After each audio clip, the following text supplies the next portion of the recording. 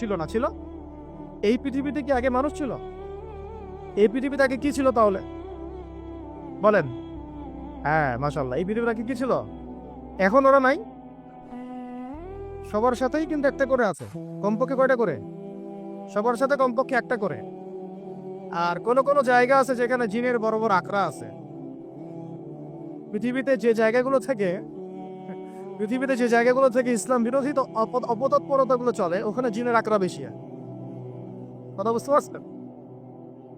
তো জিন জাতিকে আল্লাহ পাক ধ্বংস করে দিয়েছেন তাদের পাপের কারণে, আল্লাহ দ্রোহিতার কারণে, অবাধ্যতার কারণে।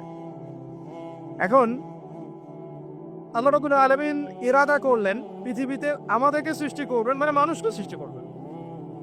আল্লাহ পাক তার সমস্ত ফেরেশতাদেরকে একত্রিত করলেন। ঘটনাটা কিন্তু খুব ইন্টারেস্টিং। আমি জানি এখানে ওলামায়ে কেরামও আছেন, তবে আমি সবার জন্য প্রযোজ্য হয় এমন কথা বলারই চেষ্টা করছি, কারণ অনেকে হয়তো এগুলো নাও জানতে পারে।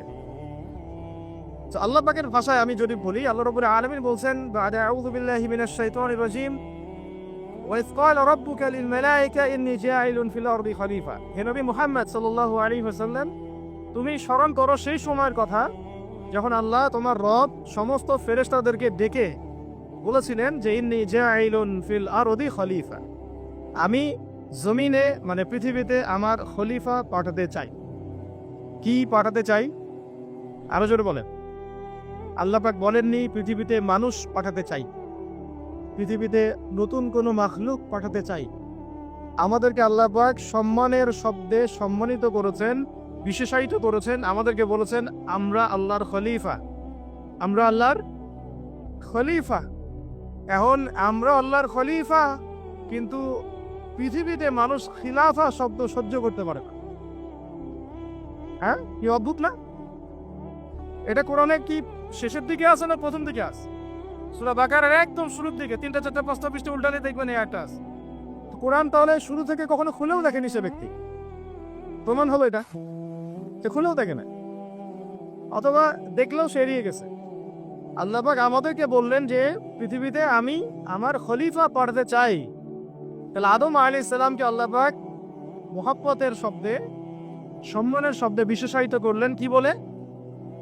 সুবহানাল্লাহ, সুবহানাল্লাহ। আর খলিফা কাকে বলে এটা আমি আপনাদেরকে বোঝাচ্ছি একটা দোয়া থেকে।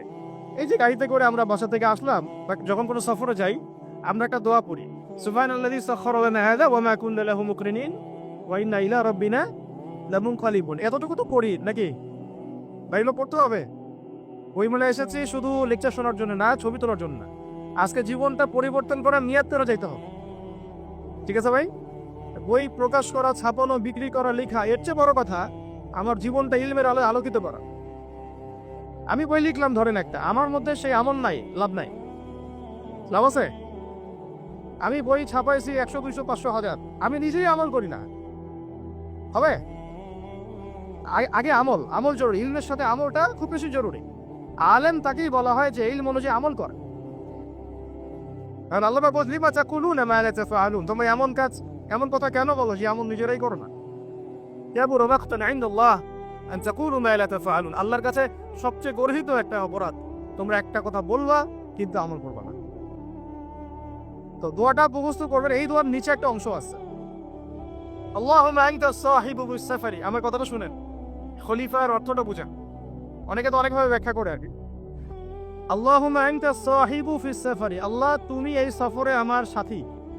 সফরে বের হওয়ার সময় দোয়া পড়ছি আমরা, আল্লাহুম্মা আনতা সাহিবু ফিস সাফারি, আল্লাহ তুমি এই সফরে আমার সাথী। ওয়াল খলিফাতু ফিল আহলি ওয়া মালি, আল্লাহ আমি তো বাসায় নাই, আমার বাসার আহাল মালের খলিফা হচ্ছে তুমি আল্লাহ। তাহলে খলিফা শব্দটি কি বুঝলেন? আল্লাহ আমার বাসার আহাল মালের খলিফা মানে কি? আমার স্থলাভিষিক্ত তুমি আল্লাহ। আমি ওখানে নাই বাসায়, আমি সফরে বের হয়ে গেছি। আমার স্ত্রী, আমার সন্তান, আমার মাল, আমার জান, এগুলোর দায়িত্ব তোমার, তুমি খলিফা। কত চমৎকার দোয়া।